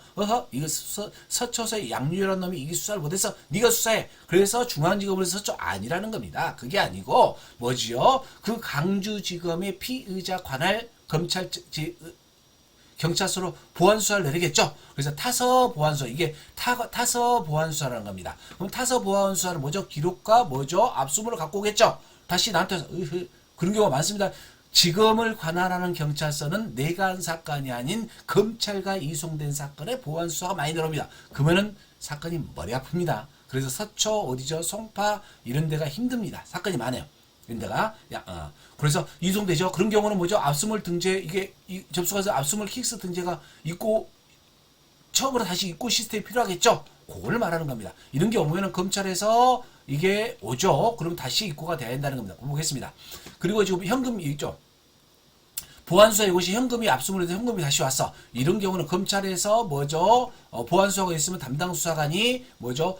보안수사 결과 통보 시에 송금할 계좌를 개설해라는 겁니다. 개설해라고 시도계좌에서 입고 확인하고 똑같습니다. 이게 지금 새롭게 지금 타서 보안수사 사건 같은 경우는 이게 새로 넘어와서 압수물 등재를 새로 해야 돼요. 새로 하고 그리고 현금도 계좌 전용을 새로 해야 돼요. 그 말입니다. 보안 수사에 것이 반환되는 현금 압수물이 현금이 아닌 요걸 말하는 거 요건 다시 설명할게요. 지금 봅시다. 내가 이거 타사 아니에요. 우리 경찰서에 내가 검찰로 송부했어. 송부하고 이것을 돈으로 보냈어. 실물 현금 압수물이 현금으로 내가 보냈어요. 근데 검찰에서 이거 현금이 아니라 이걸 계좌로 넣어버렸네? 계좌로 넣었어. 계좌로 넣어가지고 이것을 다시 보안수사하면서 이걸 나한테 보내준대. 이걸 다시 나한테 보안수사하면서 보내준대. 그런 경우는 뭐죠? 내가 지정 계좌를 검찰로 통보해야지만 이 계좌로 이 사람들이 검찰에 돈을 넣어줄 거 아니에요. 그래서 우리 수사지원팀에다가 그 지정 계좌를 알아서 검찰에 보내주면 검찰에서는 이걸 입금해 준다는 겁니다. 그걸 말하는 겁니다. 그거 내용입니다. 현금 압수물 관리 전용 계좌를 통해 현금 압수 보험 관리해야 된다. 그걸 말하는 겁니다. 넘어가도록 하겠습니다. 쭉 같은 내용이기 때문에 전용 계좌는 뭐죠? 수사지원팀, 시도청, 수사부서 지원팀에서 하는 건데 우리 수사지원팀에서 하는 거다. 그걸 말씀드린 겁니다. 재수사 보겠습니다. 재수사도 마찬가지로 또 동일한 내용입니다. 아까 설명드렸죠. 내가 이건 불송치했어. 불송치해서 검찰이 뭐죠? 이거 다시 수사해. 이거 위법 부당해. 라고 할 경우 다시 돌려보내죠. 그러면 내가 제침에 입고했고 검찰을 보낼 때 출고했죠. 다시 들어와서 입고가 되겠죠. 그리고 나서 이것은 뭐죠? 재수사했더니 이것을 죄가 돼. 그래서 불구속 송치를 할 경우 출고가 되겠죠. 불송치 계속 불송치 수사 중지할 때 결정 등록하면 되겠죠. 그걸 말은 병존 사건 말씀드렸어요. 병존 사건 여러분이 뭐냐면 헷갈리는데 하나 예를 들게요. A라는 사람이 있어요. A라는 사람이 있죠. A 피의자가 있어. 근데 A자가 절도죄 안 하면 그럴 일 생길 일이 없어요. 있기는 있어요. 근데 일단 다른 건 일시장소 틀리는 게 있지만 일단 죄를 하지 말고 A라는 사람은 절도가 있고 사기가 있어요. 근데 절도는 죄가 돼서 송치야. 근데 사기는 죄가 안 돼서 불송치야. 그러면은 절도는 송치해서 기록이 가야 되겠죠. 그럼 검찰에서 이 기록은 보죠. 송치 사건은 검찰에서 보죠. 근데 불송치 사건은 뭐죠? 검찰로 송부해서 뭐죠? 위법 부당하지 않아. 그러면 기록을 다시 반환하죠. 반환하면 이 기록은 우리 경찰서 소고에 보장하죠. 그럼 어떻게 돼요? 이 기록이 그대로 복사가 돼야 되겠죠. 왜? 나중에 다시 기록쟁이로 또 갈 수도 있죠. 수사 중지 사건 같은 경우 그게 병존 사건이라는 겁니다. 그럼 피의자가 1, 2, 3, 4도 있고 원에 대해서만 가고 2, 3, 4가 또 병존 사건이 되겠죠.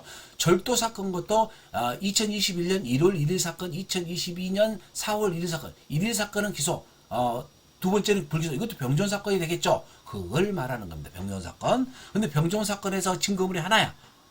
그 기소갈 사건은 송치갈 사건은 증거가 있고 뭐 해당되는 게 있죠. 그걸 설명하는 겁니다. 그죠? 병존 사건에서 결정물 분리 가능한 경우 관련된 결정을 사건별로 분리해서 각각이라는 겁니다. 즉 이 A는 송치, B는 불송치야. 근데 증거물이 분리 가능해. 그럼 당연히 송치된 그 증거물이 묻고 불송치는 불송치는 묻겠죠. 그걸 말하는. 근데 분리가 불가능. 왜? 분리 불가능하겠죠. 이 하나의 사건에서 절도죄 CCTV가 있어. 근데 이 사람이 1월 1일 사건이 있고 2월 1일 사건이 있어. CCTV는 하나야. 1월 1일은 이 증거죠. 그리고 2월 1일은 증거가 안 되죠. 이거 불송치죠. 그럼 요건 당연히 이 증거는 1월 1일 송치된 사건에 가야 되겠죠. 요건 분리가 안 되겠죠. 요걸 말하는 겁니다. 즉 수기의 결정 관련된 즉 요것을 여러분들이 사본한다든가 서면 같은 경우는 아하 이거 원본과 똑같아 라고 인증등본 보관한다든가 사진 촬영해서 수사본을 작성해서 불송치된 사건 수에다 집어넣어라 이 말입니다. 서류도 마찬가지죠. 원본과 없다는 내용의 수사본을 작성해서 인증등본 이것은 원본과 동일합니다. 인증등본을 각 결정서 사건 기록 함께 편찬하는 겁니다. USB도 마찬가지죠. USB 전자정보죠. USB-C 전자정보하고 원본과 다름없다는 내용을 수사본으로 가지고 동일성 무결성을 확인해서 해시값 전자정보 확인해서 해시값을 현출해서 넣어놓으시면 되죠. 그겁니다. 다시 한번 말씀드리겠습니다. 여러분 모르실까 봐서 근데 병존 사건에서 A 사건은 송치, B 사건은 불송치. 근데 증거물이 분리 가능해. 그러면 송치할 것은 송치할 거, 불송치할 건 불송치할 거 넣으면 되죠. 근데 증거물이 하나야. 증거물이 하나인데 하나는 송치할 사건, 하나는 불송치할 사건이죠. 이런 경우는 이 송치할 사건에 원본을 집어넣고 불송치할 사건은 이 사본을 집어넣자 이 말입니다. 그게 서면이든 뭐죠? 전자정보든. 그리고 유체물인 경우는 어떻게 해요? 이건 찢을 수도 없죠. 이거 솔로몬도 아니고 어떻게 해요? 찢을 수 없죠. 이것은 사진 찍어서 하자는 겁니다. 이것은 사진 촬영해서 원본과 동일합니다. 라는 부분을 말씀드립니다. 수사 경합 있죠. 수사 경합은 경찰과 검찰의 수사 경합은 먼저 침발른 사람이 임자라는 겁니다. 즉 먼저 체포하고 먼저 체포 구속영장 광주 사건도 마찬가지로 수사 경합이죠. 이 사건 관련해서 지금 해당 팀장님은 긴급 체포했죠. 긴급 체포했으니까 어떻게 해요? 경찰도 수사할 수 있고 검찰도 수사할 수 있죠. 수사 병합 사건이라는 겁니다. 이런 경우를 말하는 겁니다. 수사 경합 사건 같은 경우에는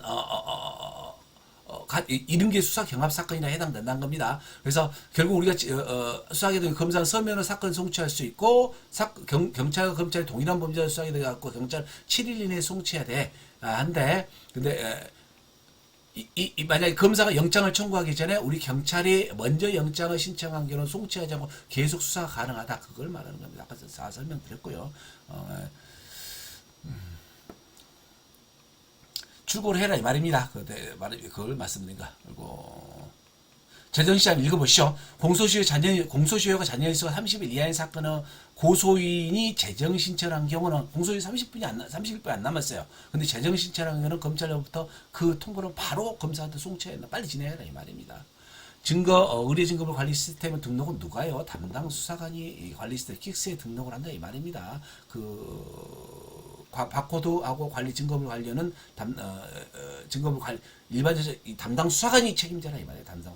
담당 수사관이 해라 이 말입니다. 그걸 말씀드립니다. 보겠습니다. 끝입니다. 여러분 증거물 다 꼼꼼히 한번 읽어보셔야 돼요. 좀 장수가 많지만 반드시 시험 문제 나온다는 전제하에 진행하시면 되겠습니다. 왜? 작년에 얘기에 대해서 좀 안 좋은 일이 있었죠. 그래서 말씀드린 겁니다. 수사지휘 보죠. 과거에는 지금 팀장님들이 대한민국에 있는 팀장님들이 서면으로 솔직히 말씀드려요. 서면으로 수사하는 사람들이 많지가 않아요. 그리고 서면으로 수사지휘면 또 직원들 싫어해. 저는 서면 수사지휘하거든요. 굉장히 싫어하더라고. 근데 서면 수사지휘, 검사가 수사지휘, 보안 수사를 할 때 구두로 한 거 봤습니까? 서면으로 합니다. 반드시 서면으로.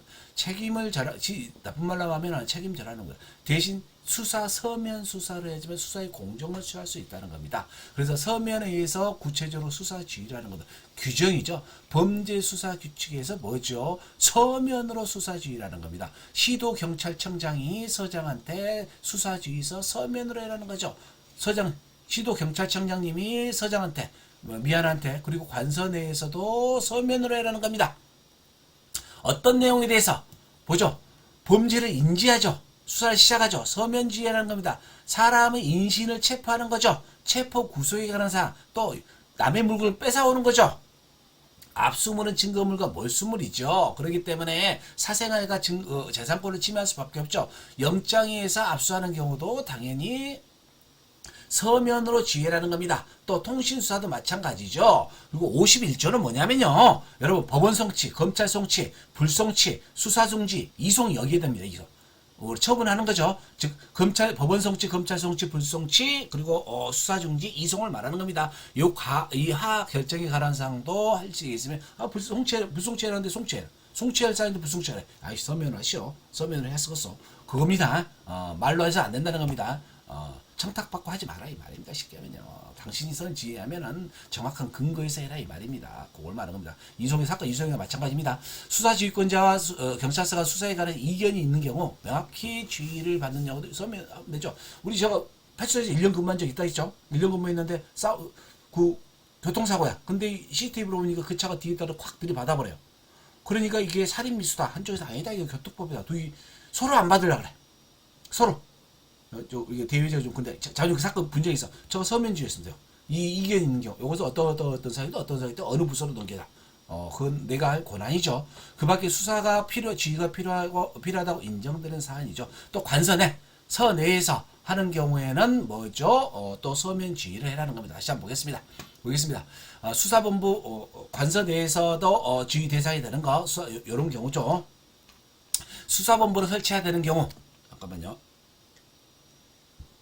수사본부를 설치 및 해산하는 경우도 24조 1항은 뭐냐면요. 시도경찰청은 사건의 경중 중요 등을 종합적으로 검토해서 다른 경찰관서에서 수사를 진행하는 게 적법하다고 판단하는 경우 시도경찰청 또는 다른 경찰서에 수사를 명할 수 있다. 이것도 서면으로 해야 하는 겁니다. 수사 방침을 수립, 공보 책임자의 지정, 언론 대응에 관한 사안입니다. 그런데 이런 경우 지금 지진이 났어. 지금 홍수가 났어. 다른 급박한 상황이 됐어. 전산이 마비돼 버렸네. 우리가 지금 킥스로 지금 이 서면 지휘해야 되는데 이미 지휘했어. 이런 경우는 예외라는 거죠. 이런 경우는 우선 구두 지휘하고 전화 지휘하고 사후에 신속하게 지휘 내용을 수사 지휘서로 작성 송부해라는 겁니다. 대신 수사 지휘를 했어. 그러면 너는 무조건 따라? 아닙니다. 이의 신청할 수 있습니다. 여러분이 이의 신청할 수 있어요. 쉽진 않겠지만 이의 신청할 수 있어요. 어떻게? 수서부서장이 경찰서장한테 왜? 정치적인 민감 사건이 있어요. 이건 아무리 봐도 A로 가야 되는데 B로 해. 이런 경우는 뭐죠? 경찰서는 과장님이 서장님은 시도경찰청장님한테 이의 신청할 수 있습니다. 또 시도경찰청한테는 수사부서장님이 청장님한테 국수본부장님한테 그다음 국수본은 수사부서장님이 국장님이 본부장님한테 이의 신청할 수 있다는 겁니다. 인지사건 인지해놓고 세워라 내워라 1년 내내 갑니다. 많습니다. 그런 경우 인지부서가 그게 흠입니다. 인지부서가 내가 A 사건을 인지했는데 와서 뭘 한지 모르겠어. 계속 또닥또닥 하면서 사건은 진척 없어요. 그러면은 어떻게 돼요? 1년, 2년, 3년 국가에서 국민들한테 월급 받는 거죠. 세금 받으면서 출근해서 뭘 한지 모르겠어. 하긴 해. 수사부 한두 개 쳐. 그리고 나서 6개월, 7개월, 1년, 2년 계속 그것만 안 된다는 겁니다. 그거 안 돼. 안 된다는 거죠. 이런 사건은 사건도 신속하게 처리하는 거죠. 그래서 입건전 조사 일몰제가 있고 수사 일몰제가 있다는 겁니다. 즉 입건전 조사 일몰은 6개월 이상 수사 미진을 할 경우는 분리권 수사 결정 주의라는 거 누가? 부서장님이 3개월이 경과되면 뭐죠? 수사부서장이 입건전 조사 상황 진행 보고서를 누가요? 수사관이 보고합니다. 그래서 읽어봐. 근데 6개월이 지났어. 그래서 수사부서장님이 원칙론적으로 하지마 더 이상. 끝내. 너 안 돼. 당신 안 돼. 이거 뭐 하는 거야 지금 이제. 이거 안 돼. 쟤 안 되는 거 갖고 왜 갖고 있어? 또는 능력 안 되는 거 왜 갖고 있어? 우리가 수사를 하면서 본인의 의지가 없거나 능력이 없거나 두 가지가 없거나 이거 안 되는 겁니다. 이것은. 그건 수사 안 해야 됩니다. 분명합니다. 자기가 능력이 없거나 의지가 없거나 둘 다 없거나 그거 곤란하다는 거죠. 그래서 수사부장이 분리권 지휘하는데 입건전 조사 상황 보고서 분석해보니 가능해요. 그러면 계속 수사한다는 거. 또 1년이야. 안 돼 이거. 수사부서장님이 안 된다는 과장님이 안 돼요. 하는 거 또 다시 분석해 위해 형식적으로 해서 이소 확 집어 던져버리니까 안 돼. 저 지방청에 집에서 근무하고 있지만 그런 경우 쎄버렸습니다. 어마어마한 세상에 1년 경과돼가지고 관서장 입건 진행 상황 보고서 있는데 이거 청에서 해야 돼. 확 보내버려. 이거 진짜 용납입니다. 용납. 그런 내용이라는 겁니다. 수사 일몰제도 마찬가지입니다. 동일합니다. 이 숫자기 되면 표현합니다. 3개월 경과 시 진행 상황 보고서하고 6개월 경과 시 분석해하고 1년 경과 시 원칙은 종결 지휘하는데 3급 수사부 1년 지날 때 상급 수서부서장의 수사 지휘 건의라는 겁니다. 일선서 같은 경우는 상급 부서인데 해당 상급 부서의 수사 지휘 건의라는 겁니다. 관서장에게 수사 보고하고 분석회의 참석해라 그 말이죠. 그걸 말한 겁니다. 넘어가겠습니다. 그래서 질질 끌지 말라는 겁니다. 빨리빨리 맞춰라 이 말이죠. 요거 시스템은 여러분들 알고 계셔야 됩니다. 여러분 제 말이 왜냐면 내일 모레 시험인데 너무 늦었어. 저도 마음이 급해. 오늘 제가 수요일이죠. 수요일인데 위험근무 쓰고 조퇴하고 나왔습니다. 조퇴. 요거 만들려고 조퇴하고 나왔습니다. 그래서 오늘 어떤 일이 있었냐면 누가 문자 메시지 보내줬어. 누군가가 수학연과 인강을 듣고 있대. 봤더니 내가 하는 영상을 인강으로 듣고 있대. 그래서 이거 안 올리면 안 되겠다라고 해서 조퇴를 하고 제가 나와서 지금 영상을 지금 만들고 있습니다. 그래서 요거 알고 계셔야 됩니다. 분석해 이렇게 요 1항 입건전 조사 일몰 수사 일몰 할 때 모두 분석의 결과는 수사부서장이 수사지휘서에 기재 기록 편적하더라고. 시도청의 경우 관서장이 부장님이 관서장 청장님을 대체할 수 있다 이 말입니다. 구속 피의자 보죠. 신속 구속 피의자 이거 시험이 나옵니다. 반드시 나옵니다. 우리 VIP와 관련된 내용이 있었기 때문에 나옵니다. 우리가 굳이 오래 갖고 있으면 말하는 겁니다.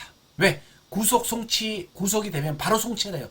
굳이 유치장이 오래 갖고 있어서 병원 간에 자체 사고 난에 또는 꽤 무서워버려 그럴 필요 없다는 겁니다. 그래서 구속 피의자에게 신속히 수사 완료 후 송치해 달라는 겁니다. 구속 기간은 며칠? 제가 이 앞전에 했더니 뭐 7월 달은 31일까지 있잖아요 라고 하냐. 10일입니다. 30일이든 30일이든 체포할 때부터 10일이라는 그렇게 계산하시면 되겠죠. 근데 보겠습니다. 우리가 요 파트는 설명 안 드렸는데 실제입니다. 우리가 구속영장을 언제 신청하나요? 구속영장. 사전 구속영장 같은 경우, 즉 체포되지 않은 피의자, 미체포된 자, 이 사람 불러서 계속 불러서 조사하죠. 계속 불러서 조사하죠. 그리고 수사가 종결됐을 때 대부분 구속영장 신청하죠. 그리고 이 사람을 부르죠. 법정에. 그래서 사전 구속영장 같은 경우에는 뭐죠? 구인장. 이 사람을 법정에 데려오기 위한 그것도 구속영장이죠. 구인을 위한 구속영장입니다. 구인을 위한 구속영장을 집행한 때부터 10일입니다. 10일. 그리고 이 기록이 법원에 접수되고 반환된 날짜, 이 기간은 구속기간에 삽입하지 않죠. 그래서 그 기간만큼 구속기간을 연장해줘. 왜? 우리가 수사할 수 있는 기간이 11일 손해를 봤죠. 기록이 없을 때는 수사를 할 수가 없어요. 손해를 봤죠. 그런데 사전 구속영장 같은 경우에는 뭐죠? 이미 수사가 완결되고 나서 구속영장을 신청했기 때문에 기록이 법원에 접수되고 반환된 날짜를 구속기간에 삽입 안 할 이유가 없다는 게 검찰과 우리 경찰의 입장입니다. 만약에 그 삽입 안 하고 그 넘어서자로 불법 구속이라고 하고 석방해버립니다. 쉽게 말하면 미체포된 피의자한테 구속영장을 신청할 때는 구인장을 집행한 날 보시죠. 2025년 2월 3일이죠. 초일은 삽입하죠. 2월 3일, 4일, 5일, 6일, 7일, 8일, 9일, 10일, 10일, 10이죠.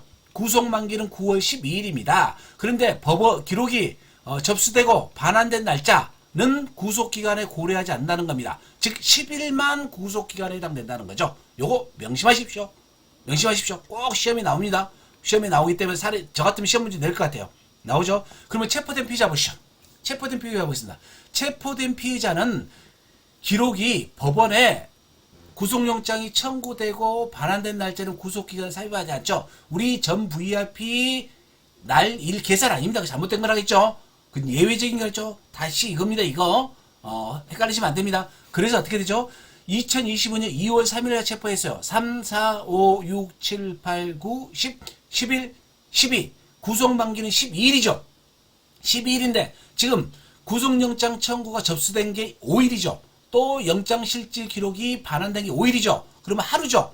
12일에서 플러스 하루가 플러스 2월 13일이 구속 만기라는 겁니다. 두 번째 사례 보겠습니다. 똑같이 2월 3일이죠. 3, 4, 5, 6, 7, 8, 9, 10, 11, 12가 구속 만기인데 이때는 영장이 법원에 접수된 날짜부터 반환된 날짜가 5일, 6일이죠. 이틀이죠. 그래서 뭐죠? 이틀을 플러스해서 2월 12일이 된다는 겁니다. 끝! 설명되셨죠? 제가 아마 설명을 제일 잘할 겁니다. 제 혼자만의 생각일 수도 있는데 끝입니다. 유치인 접근 배우시죠. 유치인 접근 간단히 보시죠. 다 끝났는데 유치인 접견은 규정시간대로 평일은 언제요? 09시부터 22시까지. 단지 짜 멀리서 왔네. 내가 서초서인데 아주 멀리서 왔어. 어렵게 기차 타고 말이야 KTX 타고 버스 타고 왔는데 어메 그 22시가 넘어버렸네. 이것은 서장님 상황실장님 허가를 받아서 1시간을 연장해서 가능하다는 겁니다. 그리고 토요일 일요일은 뭐요? 우리 좀 쉬어야 되겠죠. 그래서 22시간이 뭐죠? 09시부터 20시까지 가능하다는 겁니다. 유치권의 방원이 최대한 보장되도록 변호인 조건이 허용된다는 겁니다. 뭐죠? 변호인 선임결을 제출하지 않아도 가능합니다. 변호인이 되는 자도 당연히 적경고통보의 적극 보장됩니다. 우리 거시기 쌍용사 사태에서 실제 사건이 있었죠. 그리고 가족 및 비변호인 적경 보장도 특별한 사연이 없는 상 적극적으로 적용이 된다는 거죠. 어떤 특별한 사연? 증거인멸, 공모, 이런 경우죠. 또 수사재판의 방해, 시설 안전 질서를 심각하게 막 와가지고 가족들이 막 발로 차고 막 부셔버려. 이건 곤란하겠죠. 그리고 한 번 조사, 한 번 접견할 때마다 30분이죠. 그리고 하루에 3회 이상은 곤란하다는 겁니다. 그걸 말씀드린 겁니다. 우리 수사기관에서 아직 공범이 있는데 이 사람한테만 체포를 했어. 근데 이 사람이 뭐죠? 가족을 빙자해서 또 제3자를 빙자해서 접견할 수가 있죠. 이런 경우에는 피의자 접견 금지 요청을 할 수도 있죠. 우리 구치소에도 그게 검사가 가능하도록 하죠. 그런 것을 말씀드립니다. 그래서 금지사와 접견 금지의 불법 절차를 뭐죠? 유치인 및 유치인이 지정하는 가족에게 즉시 통지해야 되겠죠. 왔는데 아우 접근 금지 됐네. 그러면 낭패겠죠. 공보규칙 봅시다. 공보규칙도 아무리 강조해도 지나치지 않습니다. 특히 수시로 변하기 때문에 그때그때 상황에 대해서 봐야 됩니다. 공보 원래는 예외적 공개 사유가 명백한 경우에 한해서 공보를 실시한다는 겁니다. 그렇죠? 피해자는 안 되겠죠. 사건 관계자 및 공익신고자 신상정보와 보안 유지 철저해야 되겠죠. 저는 실제로 그랬어요. 저 이름을 인터넷에 한번 쳐보세요. 인터넷 쳐보시면 저 강남세에서 실제로 이걸 했습니다. 좀 미안해 공소시효 지나서 좀 말하지만은 조사실에서 양손에 수갑을 찬 채 조사받는 피의자를 촬영하기 위해 국가배상 1,000만원 내가 중과실이면 이거 해줘야 됩니다. 해줘야 돼요. 그런 거예요. 그다음 수사기법 서류가 우리가 마치 열심히 했어라면서 수사서류 막 쌓아놓고 동영상 촬영한 경우가 있어요. 근데 그걸 당겨본다든가 확대하면 그 내용이 인적사항이 나와버릴 수도 있습니다. 이거 굉장히 조심해야 됩니다. 그래서 사무실 내 촬영은 언금해야 된다는 겁니다. 언론창으로 단일화해야 하는 거죠. A, B, C가 하면은 통일이 안 돼요. A라는 사람이 이렇게 말하는데 B라는 사람이 이렇게 말하면 곤란해. 그래서 해당 과장님이 일어나해라는 거죠. 브리핑 인터뷰도 뭐죠? 잘 모르겠는데요. 쉽게 말하면 어부바하지 말라는 겁니다. 신뢰성이 떨어진다는 겁니다. 인터뷰할 때는 명확하게 불필요한 쟁점이 되고 불필요한 논란이 일으키는 나는 모르겠습니다. 이런 말을 하지 말라는 겁니다. 단정적 단편적 단어도 하지 말라는 거죠. 보도자료 브리핑 인터뷰 내용 반드시 상급과의 사전 보고하고 감수 검토하고 나서 배포해라는 겁니다. 그리고 공적 서류를 우리가 공적서를 하죠. 보도자료 실적을 기재 금지라는 겁니다. 이렇게 하면 곤란. 근데 그 유혹에서 그 유혹을 뿌리치기 굉장히 곤란한 부분이 있습니다. 그리고 감독관청, 검사기관, 행정적, 전문적 판단이 필요한 사건은 감정, 유권 회생 등을 거쳐서 하시라는 겁니다. 그리고 우리가 보도자료 배포할 때 피해자 보호가 우선입니다. 오히려 피해자가 있는데 피해자 사건에서 그럴만하니까 피해자가 저렇겠지 이런 비난이 나오면 그 자체가 잘못된 겁니다. 그 자체가. 그렇죠. 그래서 그런 오히려 피해자가 비난을 받는 그런 내용이 안 나오도록 하고 모방 자살이나 특히나 또 이런 부분 범죄 수법이나 이런 부분이 노출되지 않도록 유념하셔야 된다. 그 말씀을 드린 겁니다. 넘어가도록 하겠습니다. 끝인가요? 끝이네. 끝났습니다. 다시 한번 사과 말씀드리고요. 올해는 첫 해 이 영상을 게재하다 보니 저도 여러 가지 실수가 있었던 점이 있습니다.